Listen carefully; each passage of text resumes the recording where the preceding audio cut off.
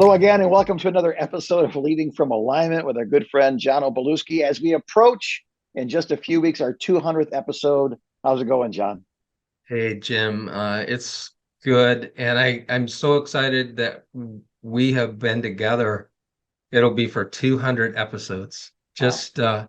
It's been a fun journey, an amazing journey, and Yes. what's really been the most satisfying for me, other than our friendship, which is really the top thing for Yeah. me out of this, Yeah.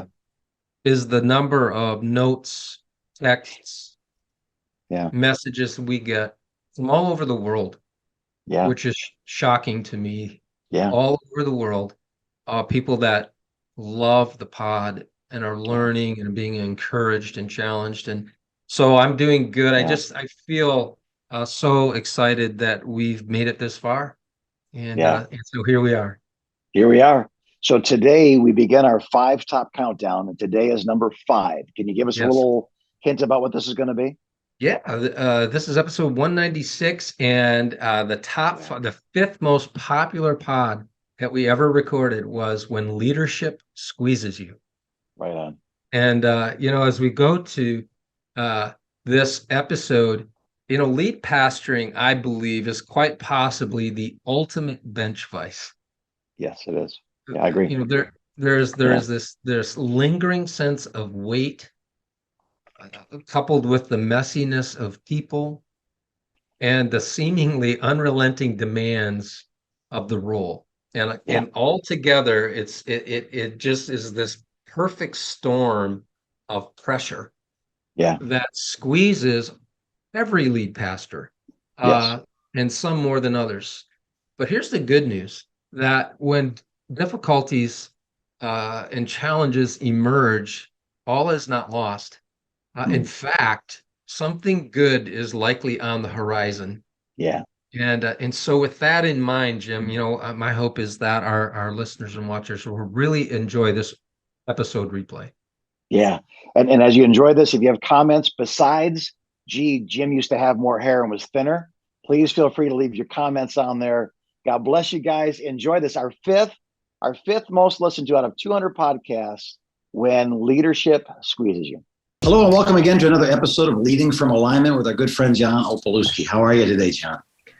Jim, I'm good. It's so good to have you back Yeah. podcasting together. I pinch hit for you a couple of pods, and I appreciate what you do.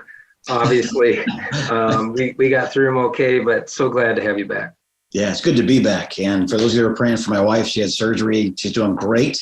And all the prayers were greatly appreciated. But it is good to be back online with you again, talking to people then on our Converge audience. So I've taken a little break. This last month has been kind of a break in some ways. And in other ways, it hasn't been a break, because now I'm back. I know that today's topic really is kind of dealing with the people that actually get stuff done. And so I want you to introduce our topic today, episode 90. Yeah. So the topic is entitled "When Leadership Squeezes You." Yeah. And I think the Bible really has given us plenty of examples, right, of leaders who God squeezed very tightly, and what came out of them, and sometimes what came out of them was pretty good, and sometimes what came out wasn't so hot. Yeah. I was thinking back as I was getting ready for this. I was thinking back to my 20 years in the corporate world, Jim, and Yeah. we talked a lot in the corporate world, believe it or not, about the 80-20 rule. Have you ever heard of that? The 80-20 Yeah, rule? I never heard of it. We observe it all the time. It seems to be somewhat universal. Yeah, that had its foundation with an Italian gentleman named Pareto. His last name was Pareto. Yeah. And he observed this principle in Italy, and it became known. It became assigned his name, and we call it the 80-20 rule. It's also called the Pareto principle. Yeah. And in the corporate arena, essentially, it was 80% of work is completed by 20% of your team. 80% of your revenue comes from 20% of your clients.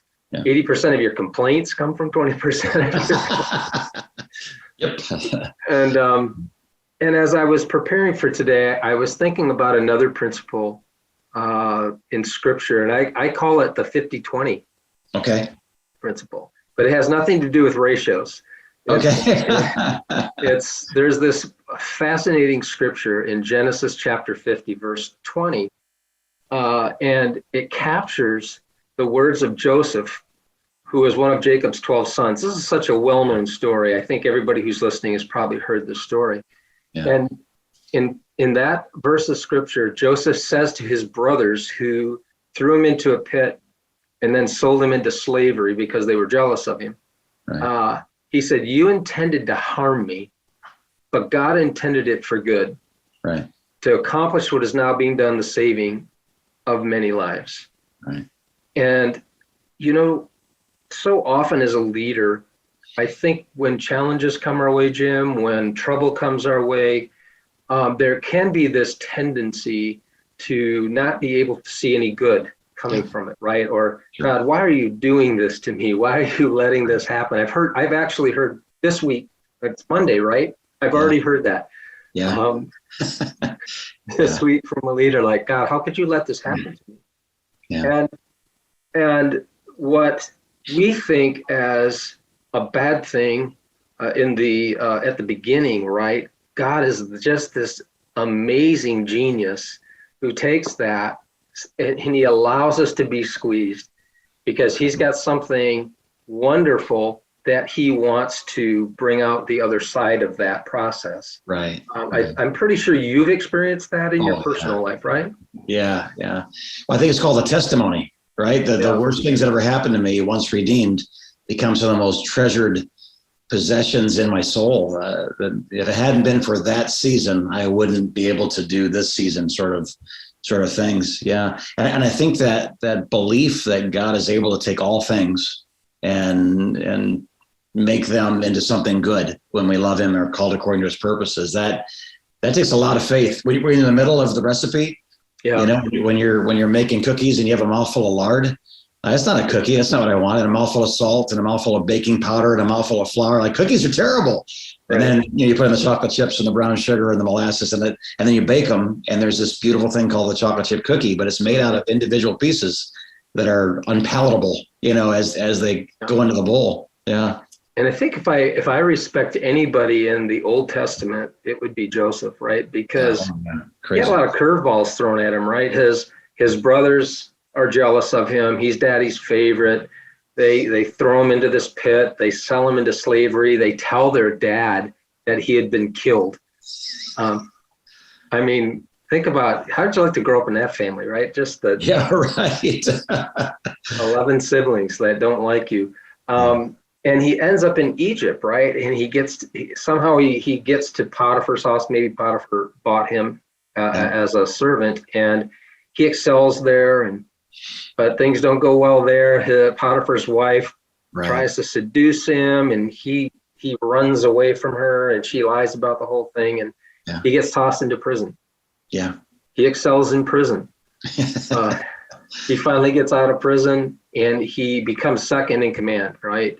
Yeah. And it's just this amazing story of a guy who was squeezed, right? Joseph got squeezed by his family. He got squeezed by the false accusations, and I know that never really happens to leaders, right? That just,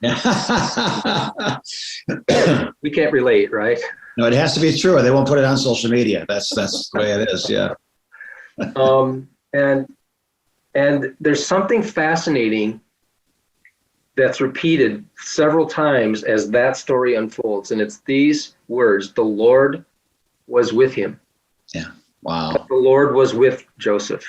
Yeah. And it's just this amazing story of a guy that took a lot of hits. Yeah. And he came out polished. He came out a great leader, and he didn't allow the squeezing to destroy him. As a matter of fact, it set him up to be second in command, and God used him to save uncounted lives, right, through a famine, because the Lord showed him that famine was on the way. Just an incredible story, right? Incredible story. Yeah. It's funny, I hear a story like that. So why couldn't have you gone to Egypt and gotten a job? and just gone to work him in the vice president. Why did That's how I would have done it. If I was God, I would have done it like that. That just makes more sense. It's more logical. It's faster. Right. There must be something. I mean, it certainly is a foreshadowing of Jesus, and certainly is a lesson to everybody that thinks they've got it so bad. You compare your life to his, and suddenly your older brothers look pretty good. Yeah. Your boss looks pretty good. Your government looks pretty good. The injustice doesn't look nearly as unjust. But I think there's something that God does that he can only do, right? Through the fires, through the trials, through the betrayals. I think all those dots connect at one time or another, as they did in Joseph's life. And if you give up in the middle as God's drawing the dots, you never get to see the picture, Yeah.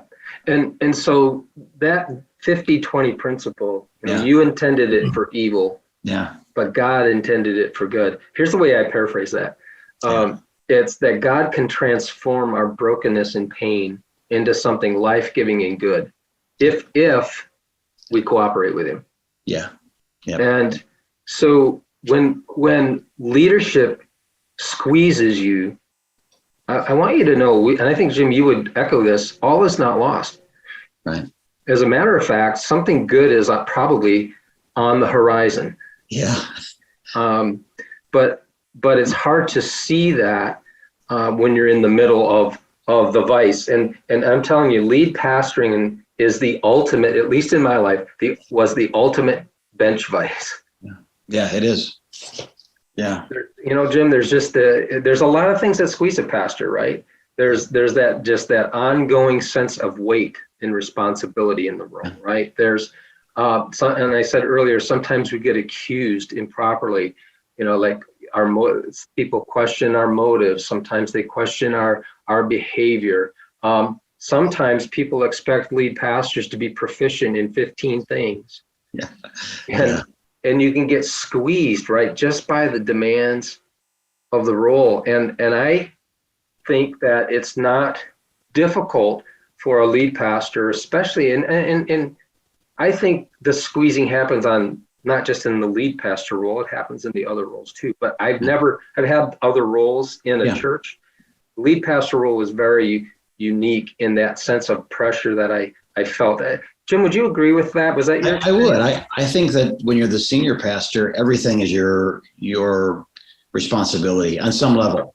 So youth pastors, certainly they have parents, they have a boss, they have the boss's board, they have, but they don't have the overall budget. They don't have the overall board. They don't have the overall congregation. They, if they're really good at what they do and they're passionate about it, they think that they're being treated poorly because why does the children's pastor get what I didn't get? And you're stuck really juggling as many balls as you can, spinning as many plates as you can, and then trying to come home and be a husband and a father, or a mother and a wife. It is. I think the problem is it's absolutely endless, and we have to have enough common sense to end it. Like, as you've taught many times, to end it. There's a hard cut. I'm done at this time of the day. I go home with this attitude. I separate those worlds, but it's more natural not to. That's why you have to teach us to do it, because naturally we would want to continue to work and destroy other things around us. So it's a weight like none other. And really, that's me soft selling it, because if you think about what we're actually doing, it is an eternal consequence or an eternal reward for those who serve. Yep. It's healing or death. It's deliverance or addiction. It's heaven or hell. And it's not making a quota on sales. It's not manufacturing a new widget. It's in a league all by itself. And I think that's where we have to be very careful not to believe that we do what only God can do, and we trust him to do what we can't and go home at the end of the day, So the question, I think, or what I'd really like us to focus on in the last several minutes that we have here, Jim, is, how do I cooperate with God, right, in this process of him squeezing me and him trying to bring something beautiful out of that?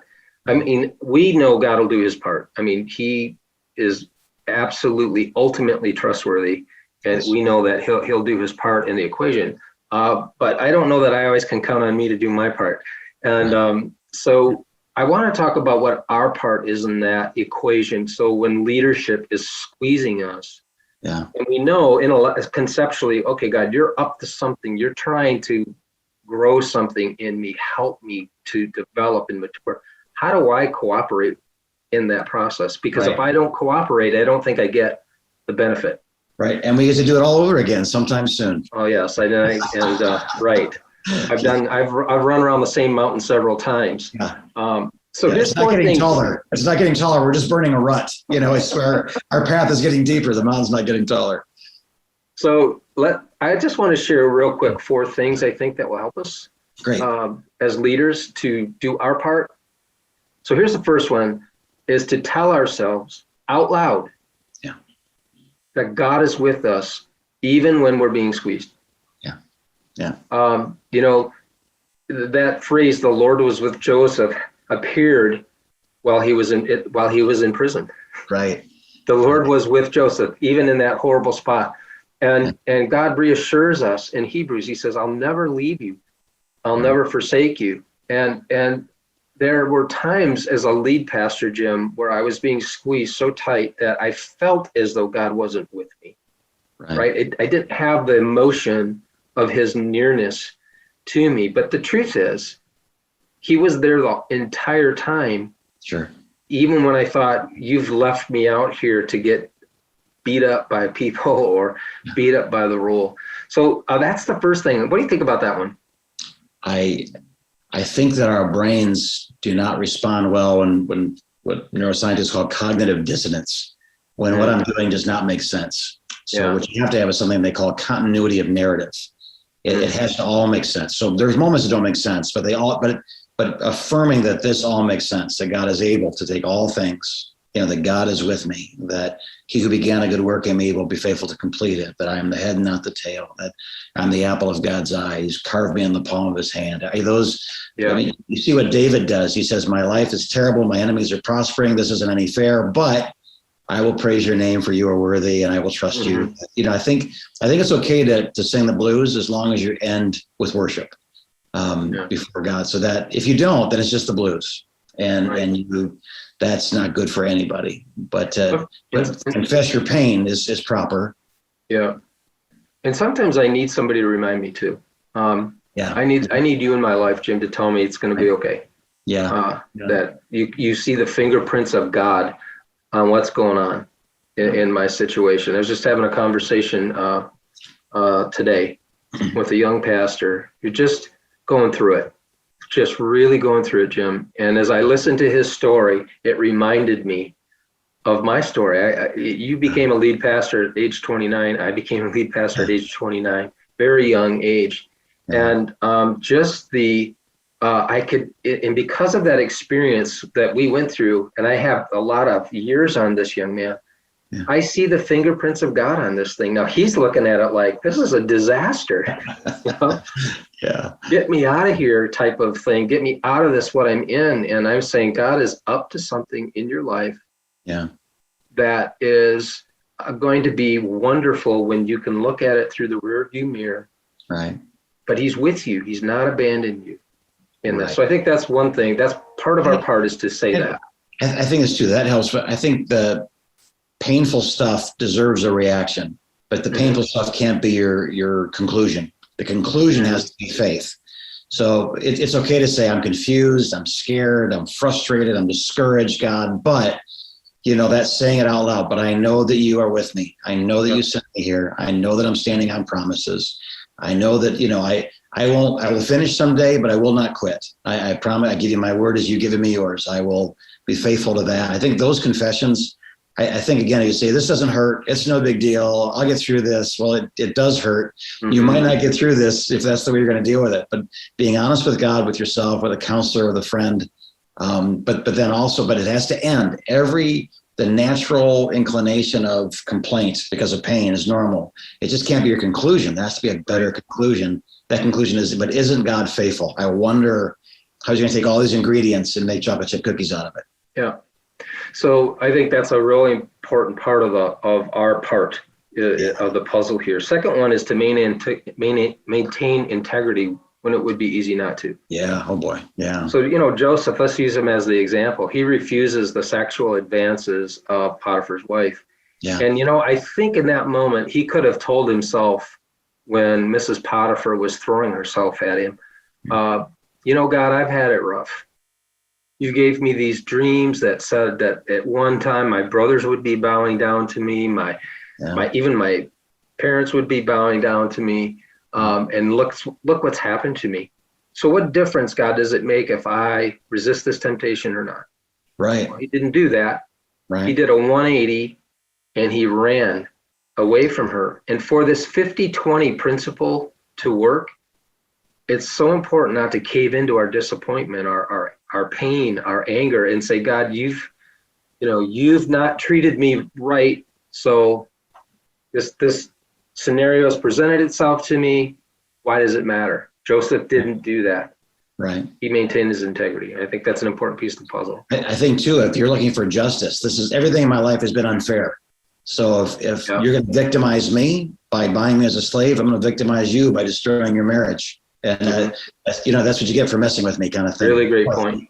Yeah, he to maintain the honor of that man's marriage when that man bought him as a slave. It's really, he's a pretty extraordinary guy. It really is incredible, and I've never really thought about it from that angle, and that just adds more impressive,ness, to what happened there. Let me give you the other two real quick, Jim, because we're starting to butt up against time. Okay. The third piece of our responsibility in these kinds of situations when we're being squeezed is to believe our steps are ordered by God. Now, we already kind of touched on that. Yeah. But it was so fascinating to me. Every time I read this, I get refascinated all over again. When Joseph's brothers came to him for food, he said this to him. He said, "It wasn't you who sent me here, but God." And I want to go back to the people in my past who I allowed to mistreat me. Yeah. And say, you know what? You thought you were doing me wrong, and you were.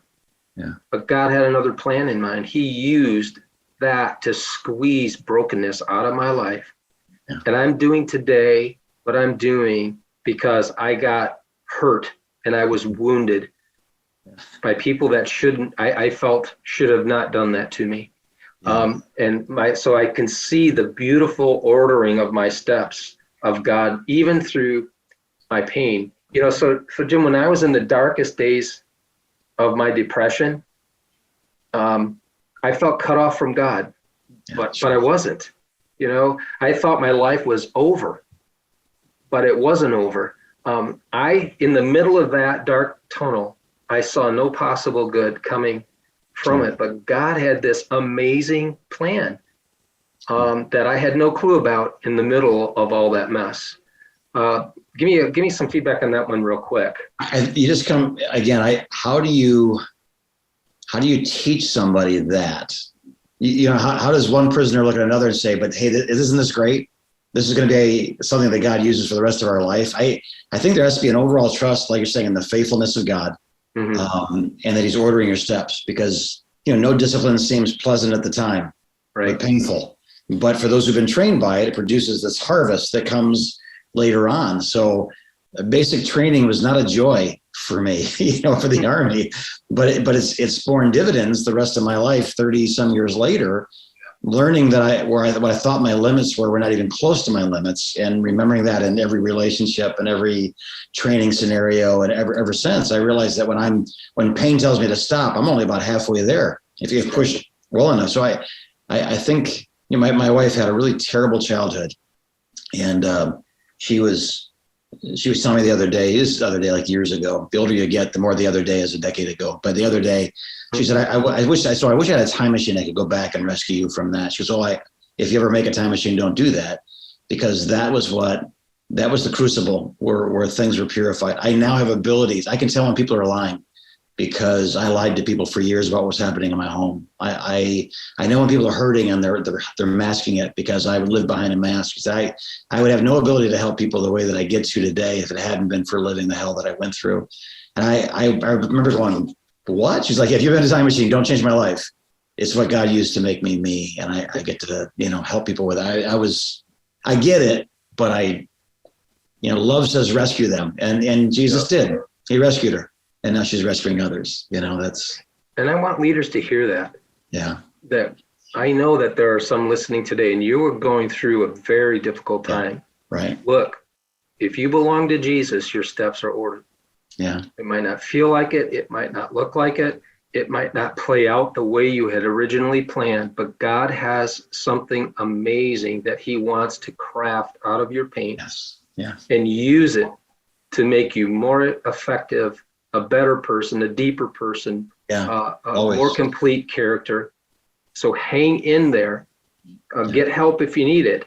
Right. And there's nothing wrong with raising your hand saying, I need help processing this stuff. But I'm telling you, God is the master.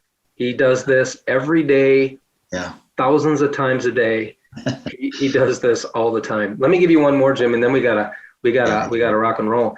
Here's the last one. You're not gonna like it if you're listening today, but I'm gonna say it anyway. And that is, forgive those who've hurt you. Yes. Absolutely. And I think I can hear people objecting to that. Saying, John, you don't know, Jim, you don't know what that board member did to me. Right. You don't know what that church member said to me. Yeah. And you know what? You're right. We don't know. Yeah. But here's what we do know. That bitterness will imprison you. Yeah. In your pain. Forgiveness will propel you. Yeah. Not only toward healing, it will propel you toward your future. It will propel you towards that dream God has placed in your heart. Joseph eventually forgave his brothers. Yeah. And I'm sure it took him time to get there. I don't think that was an instantaneous thing necessarily. I think it took him some time and process. And I don't know if he had outside help other than the Lord. The Bible doesn't tell us if he did or not. But if you're struggling to process things that have happened to you that were injurious, get some help. Right. And if I could say one more thing, Jim, and I'm going to have you wrap us up here. If you're listening today, before you move on with your day, would you pause for a minute and invite God to do a 50-20 on your greatest pain? And then ask him to take that squeezing you're dealing with and transform it into something life-giving and good. Joseph's brokenness was transformed into his legacy. Yes. And that was the saving of many lives. Yeah. Well, we hope that you enjoyed rehearing that. For many of you heard it before. It was one of our most popular podcasts ever. But as we come out of this, John, would you just kind of recap this in the 2023 way for us? Give us kind of an encapsulation of what we just listened to. Sure. Well, we hope that it's been very encouraging to you, practical for you. Here's a few things that we'd like you to draw from it. As we've pondered this material now for a long time, remember that what you learn from pain often becomes your greatest ministry and legacy. Yes. I am witness to that. Yeah. We wouldn't be doing what we're doing without there being an incredible season of pain in my life as a young guy. Secondly, refuse to let bitterness poison the well. Yeah, right on. Don't let it get in the way of what God is trying to do in you and then through you. And then the last piece here, because this is a real thing.